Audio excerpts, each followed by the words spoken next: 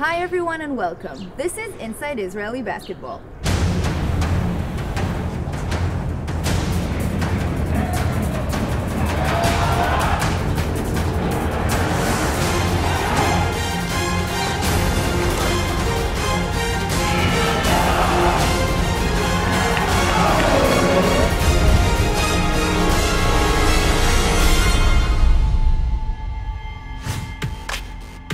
Inside Israeli Basketball is brought to you by Israel. Seeing is believing.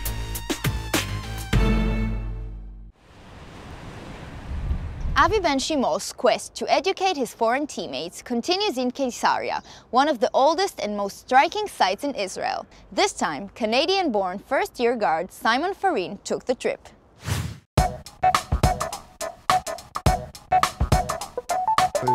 Remember that I told you about all the historical places in Israel? Yeah. So this is Caesarea. We call it Caesarea. One of the historical places in Israel. I have to show you this. You have to see it. Sounds good.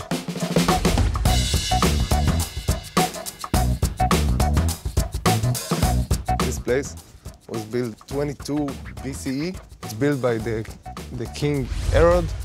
Yeah, from the Roman Empire. From the Roman Empire, yeah. And he named it on the big Caesar. That's why it's called Caesarea. And this used to be the best Riviera of the Mediterranean. So it's kind of like the hottest spot. The hottest spot. Back in the days, the hottest spot.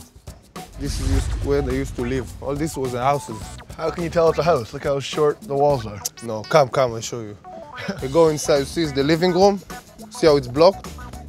This is the living room right here? Yeah, because back in the days, only the rich people used to block the living room from the kitchen. Now we are in the kitchen.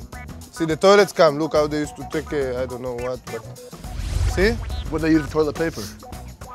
The grass, it's part of the leaves, you know? See, that's why it's close to the grass. But this is only one side of the house. Come, I'll show you much more. Here it was like, today we have a country, you know, country club. Or the clubs that you go to... Spa. Hot tubs and spa, yeah, so... Here they used to bring mud from the Dead Sea. All the way from the Dead Sea? Yeah, all the way from the Dead Sea, because they are rich, they can supply everything. You see the oven? Yeah. They even had electricity, as you can see, you know? They will plug everything. There's an electric oven back Can, of in course. 22 BC? Of course, well, you didn't know about it? What they teach you in school in Canada? See, now I think you're making everything up. What are these pillars here for? Oh, this is when they used to sleep, you know? You have to put your head on something when you go to sleep. They use rock as pillows? Of course, this is the best for your body, you know? It's like to sleep on the floor.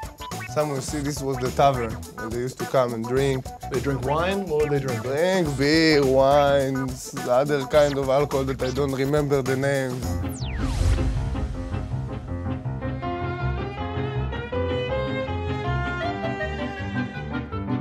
The great thing about this place, that every 5 years they used to make like a big sports event and show like a real Olympic. What kind of sports? Like basketball and football? No basketball and football, like racing, horse racing, like fighting, wrestling. Kind of like the movie Gladiator? Yeah, exactly. Exactly like that. You couldn't explain it better than this. This is the port, whatever it's built for the name of Caesar. This is all the ships when they came from and park here, with all the commerce and the athletes that come once in 5 days, you know, to the Olympic Games. So the athletes would come all the way from Rome? Of course, it's the same like today. Just then they used to come with the ships and not with the plane. You ask how they came here to do all these things? So this is the trek from Rome to Caesarea all the way. See the red line? How long did that take them? 2 or 3 days. It's nothing. 2 and 3 days? It's a pretty long trip for 2 to 3 days. No, because it's a small map, you know, so it looks big to you. It's nothing, I'm telling you. This is when they used to do the horse racing. This is the starting gate, as you see. The chariot racing? The chariot racing, yeah. They didn't just run, they used to fight. How many people would be here watching and celebrating? Minimum 20,000. You know, all the city. So this is King Herod's theater? Yeah, this is the theater, see. It got 3,000 seats in it. It was the biggest in the Mediterranean back in the days. It's still working till today. A lot of the biggest artists in Israel are show here, and also from all over, like Ray Charles, Eric Clapton, Sinead O'Connor. Sinead O'Connor, yeah. So Simon, how you like it? It was good, Avi, thank you. I really got a kick out of this. Come on, Simon, it's not even a funny joke, man. It's kind of funny, a little bit. Come on, it's not even close to be funny, I'm telling you the truth, man. It's about as funny as the tour you gave me of Caesarea. What? This is how you act to the tour, man. I try to be serious, and this is how you think. Come on, man, I'm out, sorry. I did my best.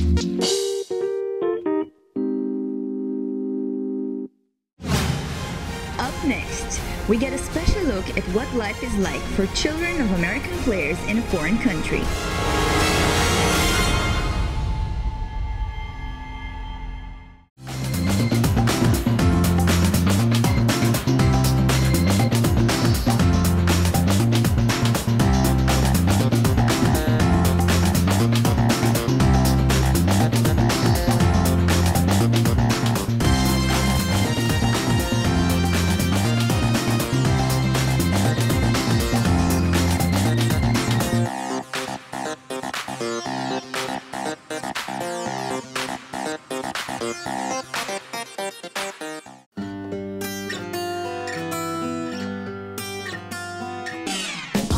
I don't think too many people realize that Israel is producing some of the best wines in the world. Israel has been making wine for 5,000 years. In the last 20 years or so, it's turned out to be rather good. In the last 10 years, there's been an absolute wine revolution.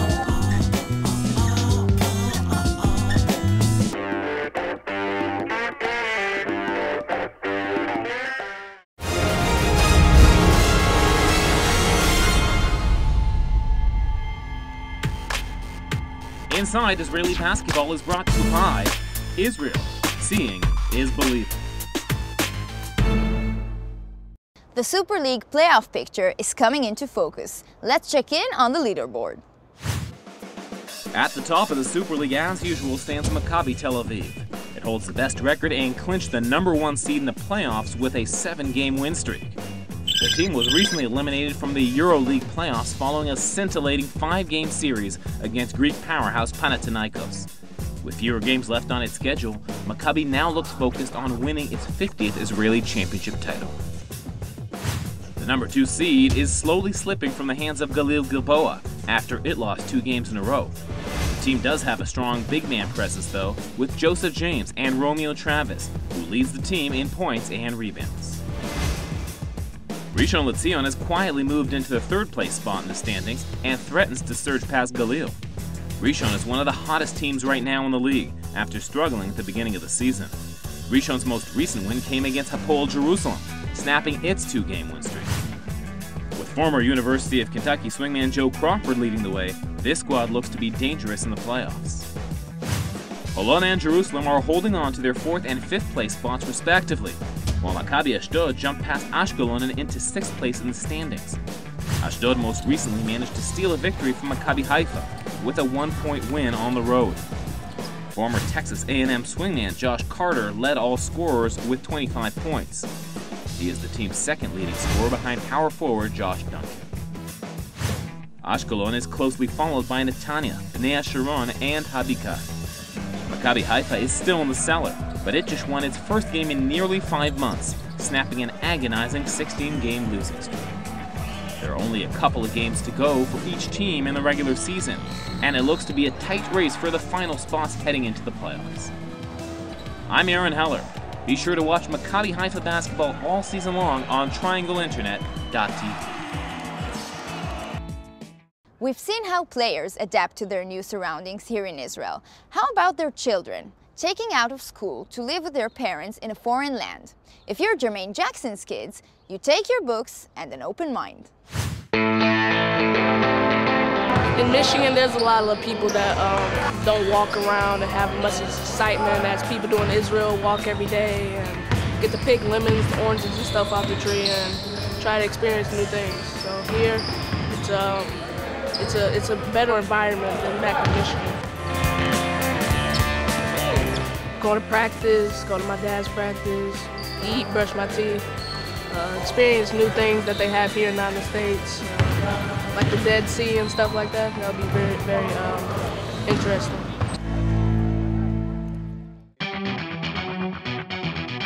any player who plays in Haifa gets the chance to experience all the culture it has to offer. Jermaine and Jermaine Jr. have done that, but they also share a bond on the court, as well in the game of basketball. We do the same thing, play basketball. I'm on the team, he's on the team, so we both have fun. I'm on Beitar Huza, it's 14U, and I have a lot of fun with it.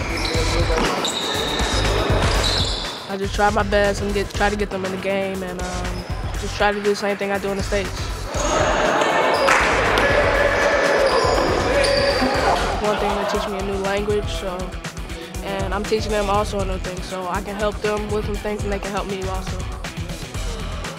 Aside from his 14 and under team, Jermaine Jr. also shows his skills off with his dad's teammates. I love playing one-on-one with people and giving them a laugh every day so they can stay motivated and help them win some more games. Jermaine Jr. has learned a lot about where he now lives, and his father has motivated him to write about it as part of his homeschooling. Everything I learned in the States, I do math, science, social studies, language arts, everything. What is a mountain form when a rock's layers are squeezed and uplifted? A folded mountain. Good. And I do a couple reports of the things in Israel and stuff like that that just need to be due. When they come here and see it, and he does the report, and it gets here, he feels better. So they don't understand it now, but later in life they understand the values and they appreciate it more. You gotta do what you gotta do. It's nice to do reports so you find out new things that you don't know. Yeah, anything, you know, the Dead Sea, Haifa, Israel, Tel Aviv, anything that comes to mind. I have him do research before we go, so we can know everything. And that's good, it helps him out too. With us being here, seeing things like this, it's a great guide. When we return, Haifa guard Simon Farine visits the Yad Vashem Holocaust Museum in Jerusalem. For him, a very educational and personal experience.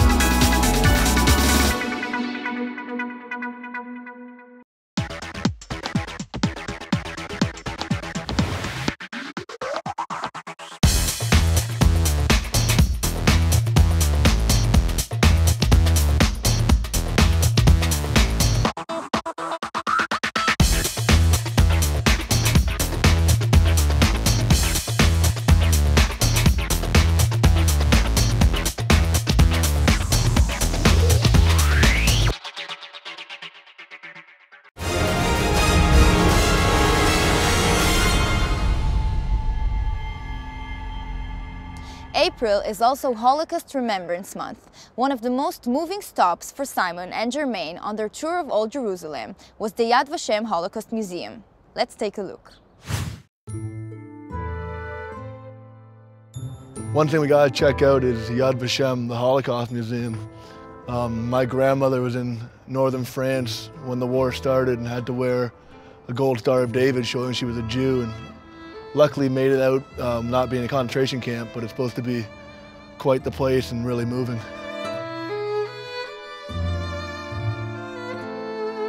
This Holocaust History Museum is a very important museum that really strives to tell the story of the Holocaust from the Jewish personal perspective. Throughout the space we have here, we try and tell the story of the Jews who experienced the Holocaust, the 6 million who were murdered, and those who survived through what they have left us, and that is testimonies, that's artifacts, it's artwork, it's anything and everything that will allow us to tell their story. Does many different commemoration activities. One of them, where we're standing now, as you can see, is Oskar Schindler's Tree. Basically, we're trying also to remember the non-Jewish people who would risk their lives to help, save, rescue any kind of aid given to the Jews during the Second World War in Nazi-occupied Europe. Over here, that you can see over there, this is Jewish life before the Holocaust. It leads us from there up to the opening onto the view of Jerusalem, and it's very symbolical. So this whole idea of return to light, return to life, the future after the Holocaust, on the other side of the structure. This is what was found by Soviet soldiers whom we see up there, who liberated the camp of Kloga in Estonia at the end of the war. The Russian soldiers tried to identify who these people were, and this is what they found in their pockets. So basically, this is the life before, as we show in the film over there. This is a map showing how many Jewish people are living in each country in Europe when Hitler comes to power. It's a very individual and very personal response for everybody who comes through here. I think one of the things that makes Yad Vashem and the museum here experience unique is that there's something here that everyone can connect with. And so we have 1 million visitors a year here, and many of them actually don't have a connection to the Holocaust. Some of them do, some of them a very personal connection. But in each case, I think there's something here that really connects to them, because the focus on the personal story, the focus on understanding individuals' experiences, I think speaks to all of us. So my grandmother, when living in northern France before the war, had to wear a star just like this to show that she was Jewish. And luckily her family wasn't put in a concentration camp, and she was able to move to Israel when it was formed in 1948, but she had to wear that star to show that she was Jewish. She wasn't captured during the war, but made it to Israel after, when it was formed as Israel.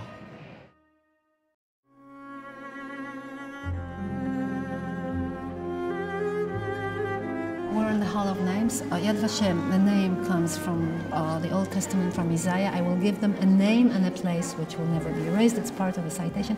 This is the name. Yad Vashem has taken upon itself to try to collect all the names of the victims. If the estimate is 6 million, we have reached a number a little more than 4 million names of the victims. The Hall of Names at Yad Vashem is a very special room where we keep the information we have about the names and identities of the Jews murdered in the Holocaust. And we've also put that information online at yadvashem.org, so anyone can look up the information, find information, and add new information as we really try and recover as many as the 6 million as we possibly can, at least to restore their identities. It's pretty eye-opening to kind of see the pictures and videos and even like their possessions and realize that they're just the most normal of people who are trying to be wiped out for no reason at all, really. I couldn't even imagine kind of the stuff that was going on around her in Europe and in France, and thank God that she made it out. Maccabi Haifa's Tyler Wilkerson knows how to get above the rim, but can his climbing ability get him above the rock wall? Find out when we come back.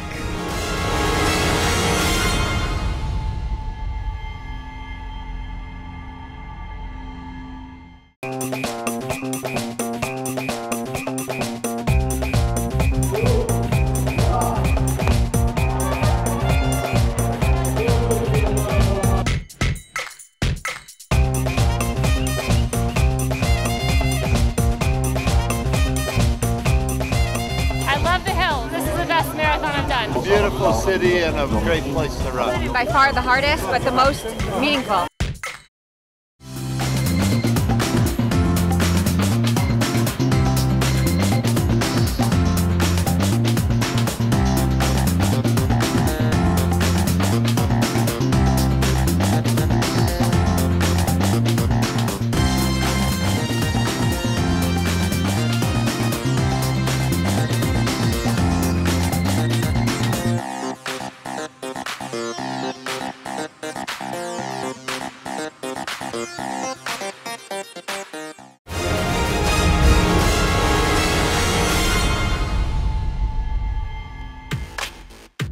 Inside, Israeli basketball is brought to you by Israel.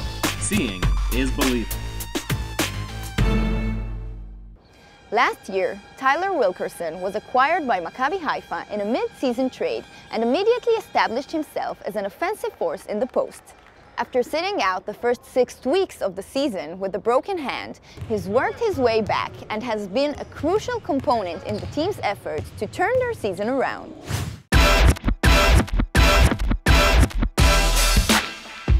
It was a tough time, and getting back on the court was a big step. And I'm still not 100%, so it's still, it's work every day. It's a work in progress. Coming into the season, I had high expectations, and with having, Sylvan back as my, as another guard on the team, and, playing with him last year, and then bringing new guys in, and, it all seemed to be going well. It's just that we were never able to find our niche. And, like I said, I'm still excited. I love the game of basketball.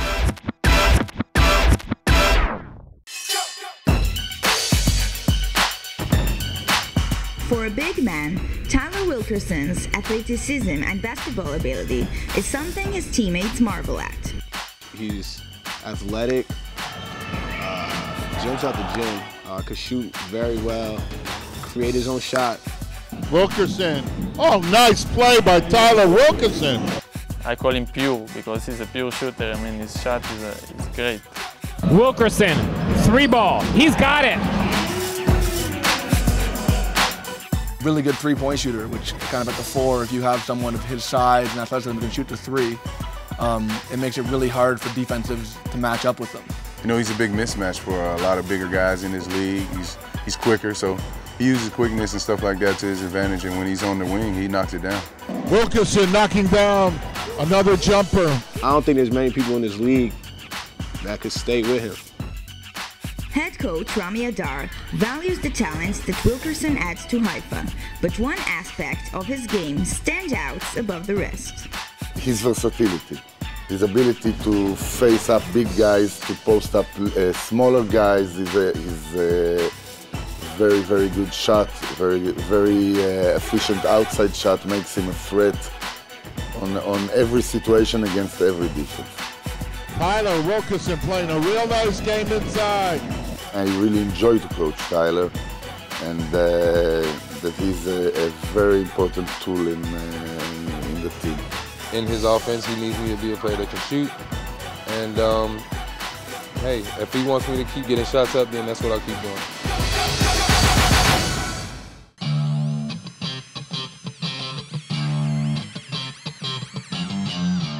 For some fun off the court, fellow big man Moti Moskovich took Wilkerson for a surprise visit to the Kiryov climbing wall, but did not expect the teammates' fear.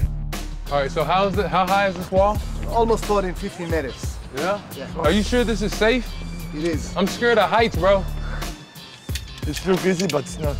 Try to use your leg more than your hand, more than your arm. Try to raise them. Okay. Okay? And you can use the wall to stay on it. Although they may conquer big men in the paint, big walls are much different. I think it's very simple, but it's hard, like unbelievable. Because I'm big, because I come with the jeans, and my clothes is not good from this climb, but it's very tough. Carlos with a jumper. And Tyler Wilkerson. Yes, he's hitting the boards. I've been hitting the glass and playing hard. My shot's not really falling like I wanted to, and that all has to do with my hand and just getting it better, but just playing hard. So I just feel like I've been playing extremely hard with all my heart, with a lot of passion, and that's just what's going good for me right now, because even though I'm not shooting the ball well, my numbers and everything still look good just because I'm playing hard. That's all for this edition of Inside Israeli Basketball. Remember, you can follow the Super League all season long on triangleinternet.tv. So long, everyone!